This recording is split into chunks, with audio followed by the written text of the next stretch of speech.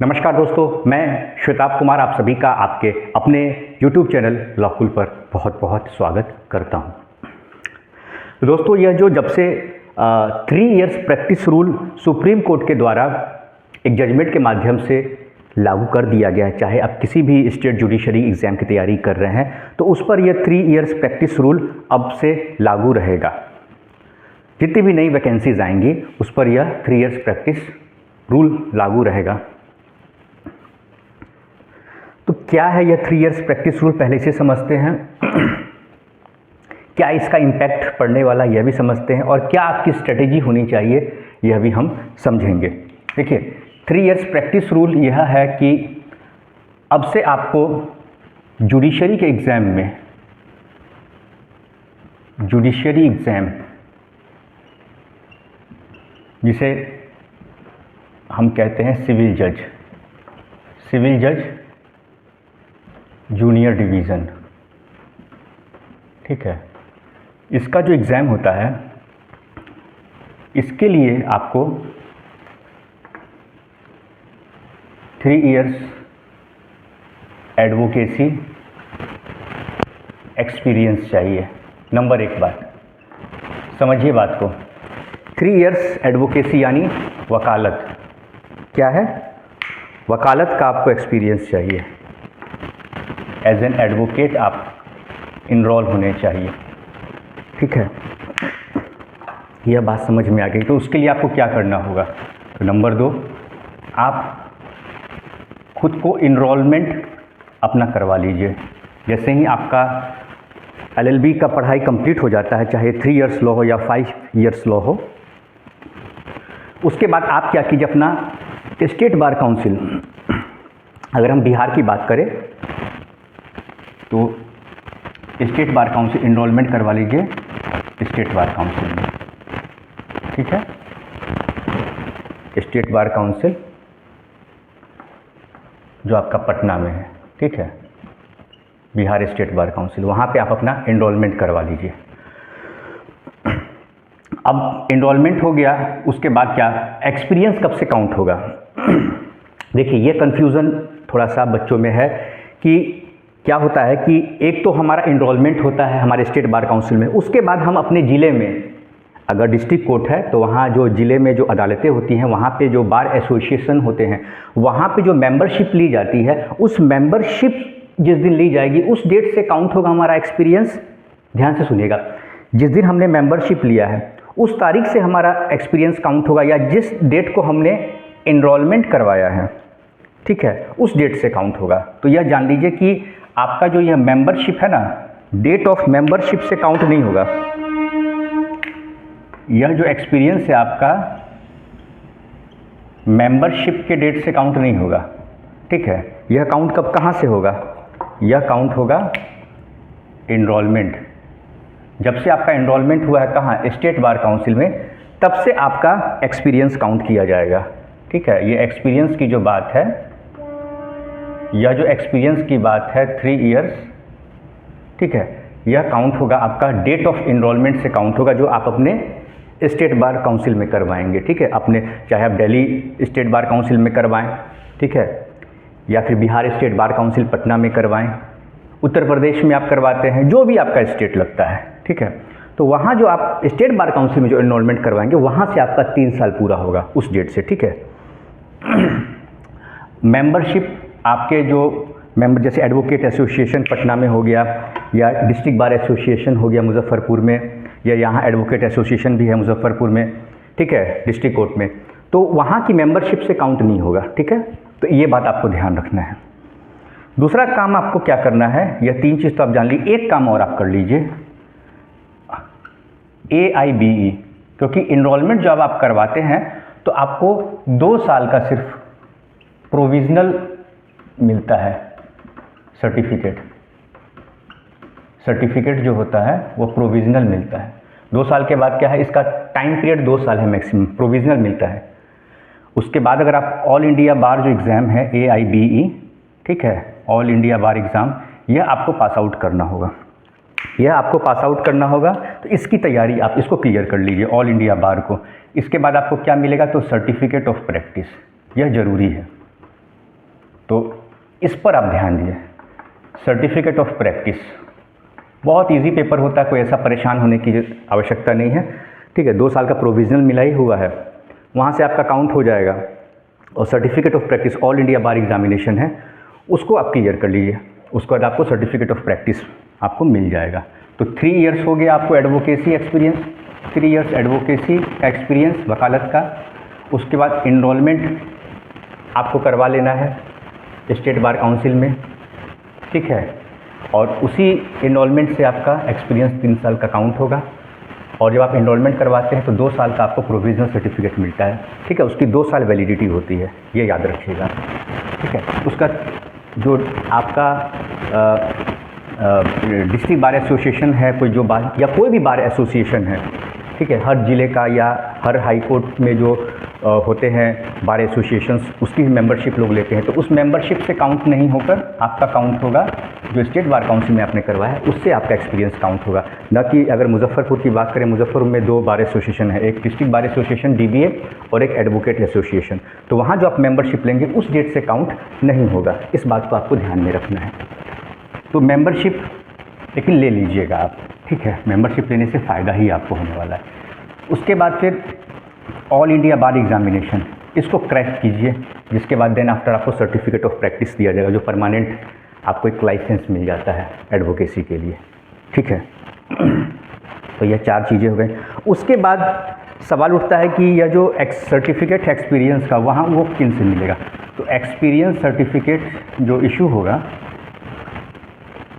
किसके द्वारा इशू किया जाएगा, इशूइंग अथॉरिटी कौन है, तो उनके द्वारा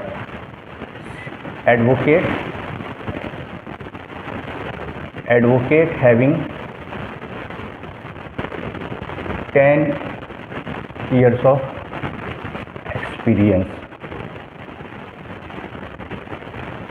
एज एन एडवोकेट। एक वकील, ऐसे वकील साहब जिनको कि एक अधिवक्ता के तौर पे 10 साल का एक्सपीरियंस हो वकालत का, ठीक है, वही इशू करेंगे,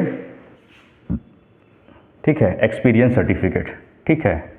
जो एक्सपीरियंस सर्टिफिकेट की बात हो रही है वो उन्हीं के द्वारा इशू किया जाएगा और उन पे उनका सिग्नेचर होगा, ठीक है, उनका सिग्नेचर होगा। और साथ में क्या होगा, तो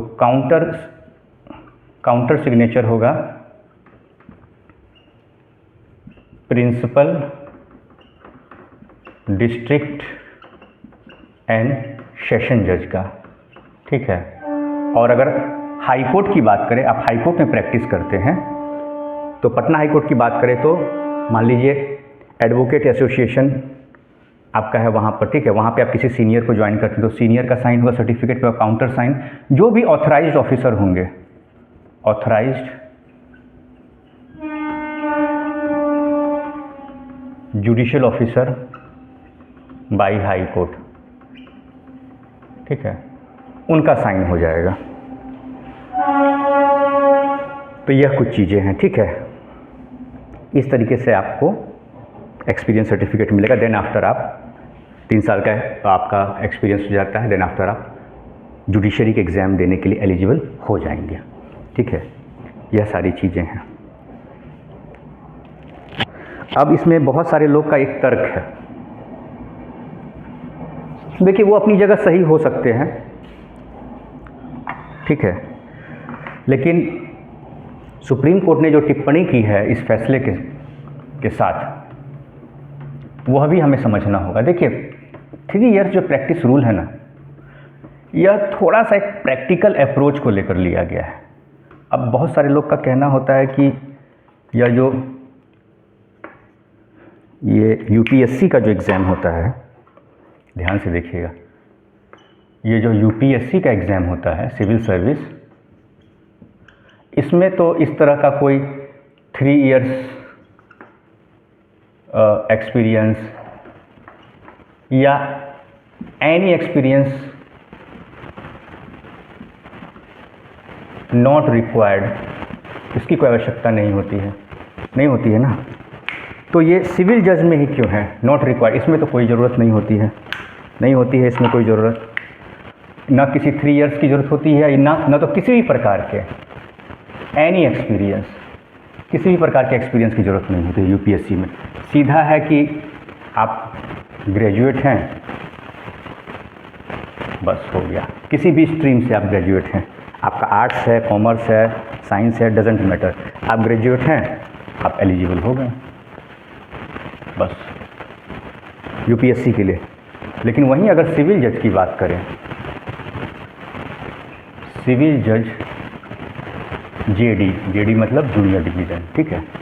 तो जूनियर डिवीज़न की बात करें तो यहाँ पे अब एक्सपीरियंस की बात हो गई। तो सवाल उठता है व्हाई इट इज़ सो।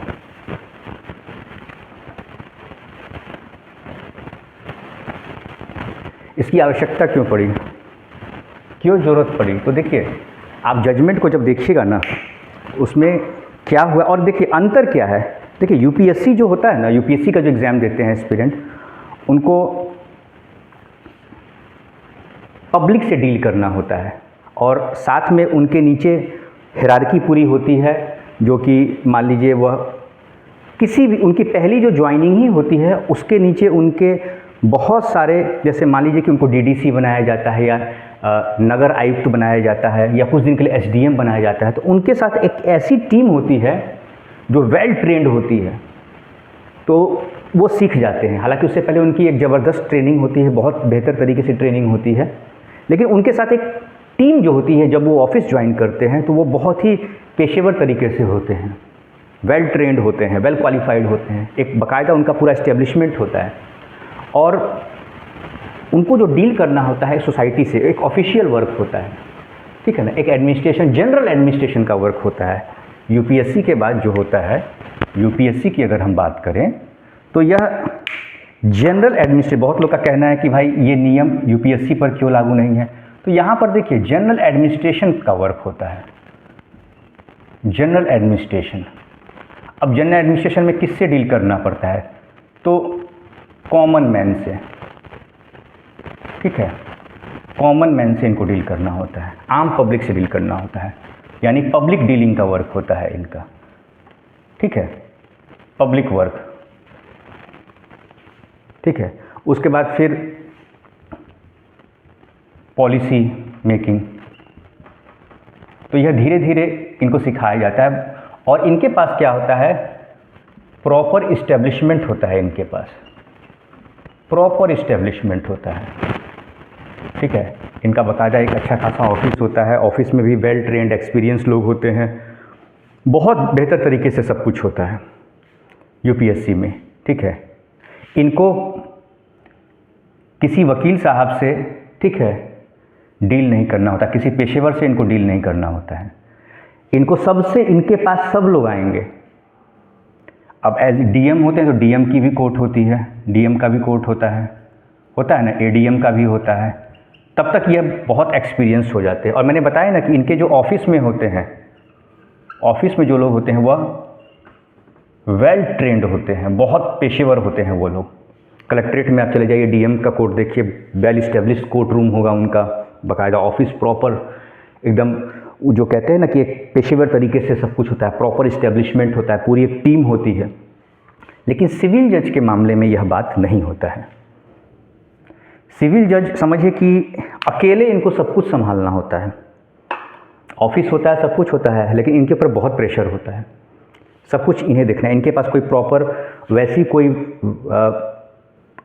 मतलब प्रोफेशनल टीम नहीं होती। दूसरी बात क्या है, सबसे बड़ी बात मैं बताता हूँ, इनको जो डील करना होता है, या जो सिविल जज होते हैं, इनको जो डील करना होता है वह होता है एडवोकेट से। समझिए बात को, एडवोकेट से इनको डायरेक्ट डील करना होता है क्योंकि एडवोकेट, क्योंकि जो भी कॉमन लोग होते हैं, आम पब्लिक जो होती है, जो कोर्ट में जो जाते हैं, वह तो खुद से अपीयर होते नहीं हैं, उनके बिहाफ से कौन जाते हैं, तो एडवोकेट्स जाते हैं। तो एडवोकेट का और इनका डायरेक्ट इंटरेक्शन होता है, डायरेक्ट इंटरेक्शन होता है। समझिए, यह जो सिविल जज है, यह और एडवोकेट, इनका क्या होता है, डायरेक्ट इंटरेक्शन होता है,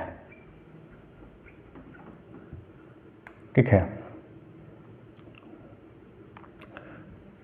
टू वे कम्युनिकेशन,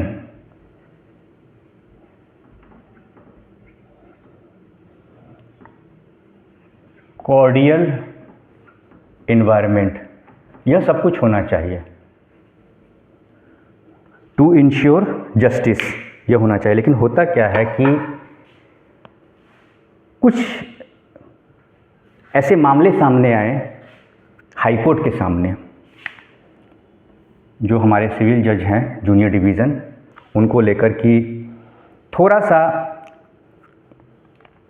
कहिए कि एक कम्युनिकेशन गैप है किसी वजह से, कम्युनिकेशन गैप,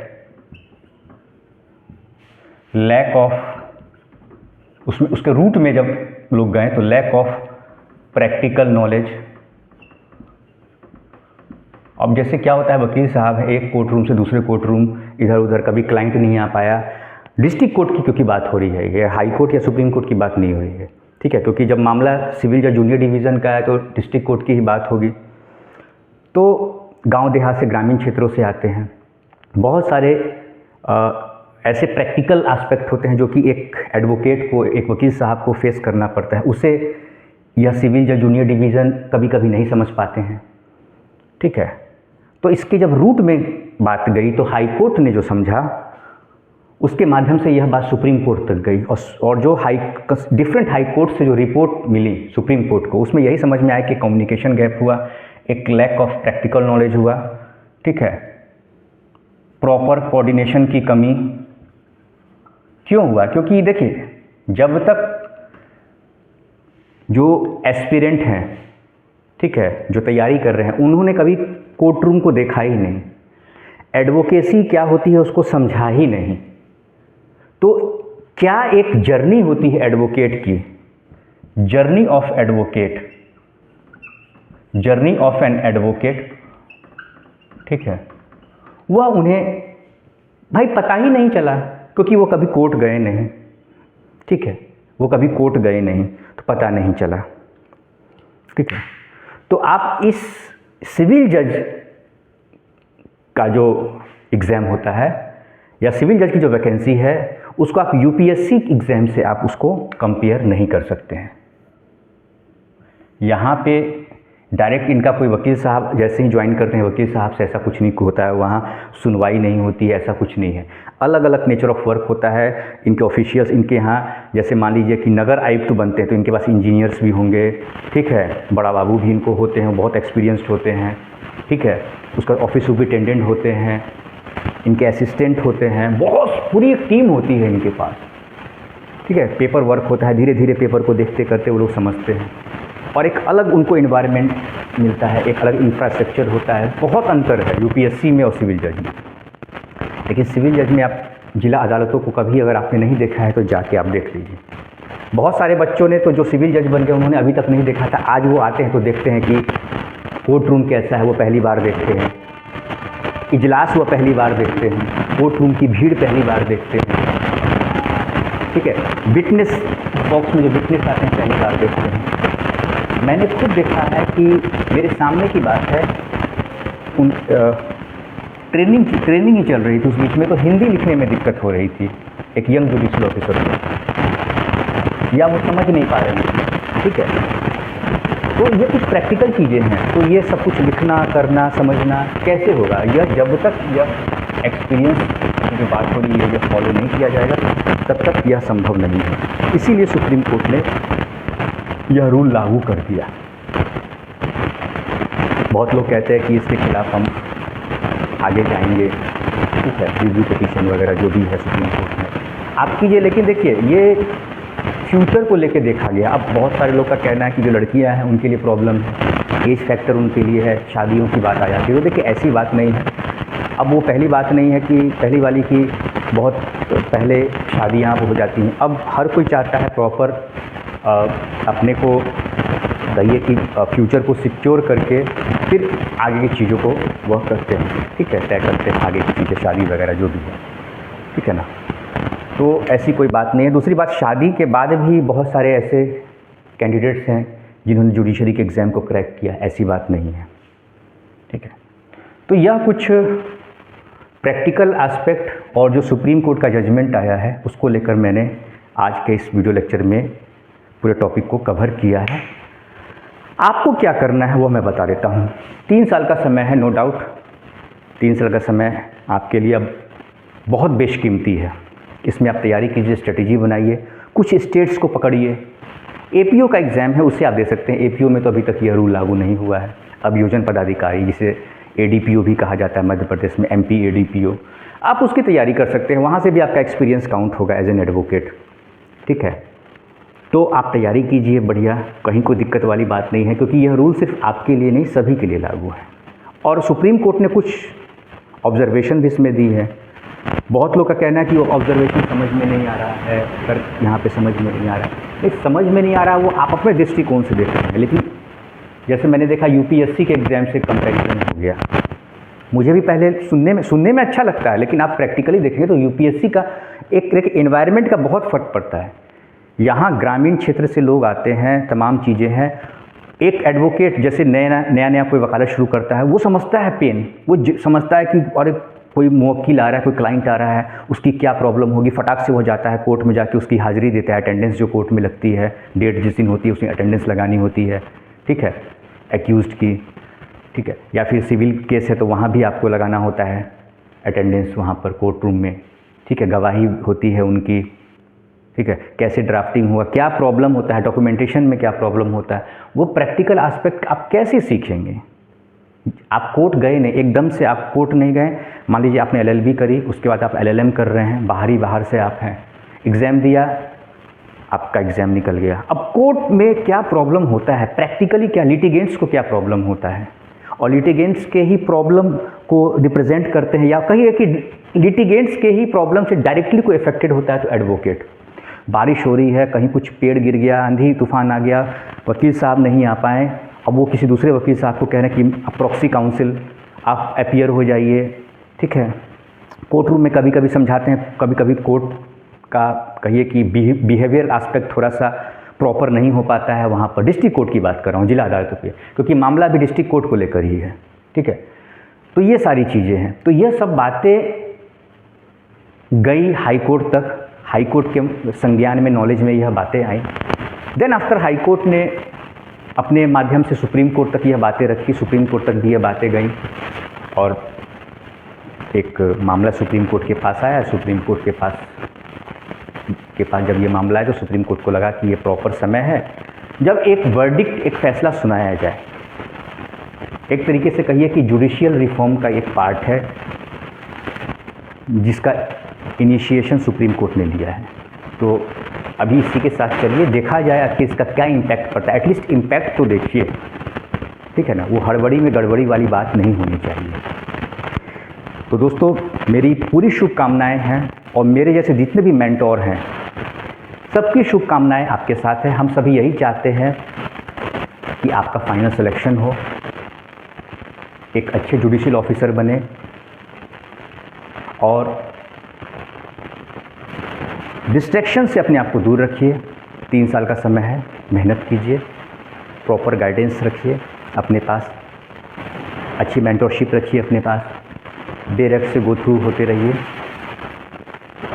और समय है, धीरे धीरे समय निकल जाता है, बीत जाता है, पता नहीं चलेगा। तो कोई सवाल हो तो आज के इस लेक्चर को लेकर तो आप कमेंट सेक्शन में मुझसे पूछ सकते हैं। नमस्कार।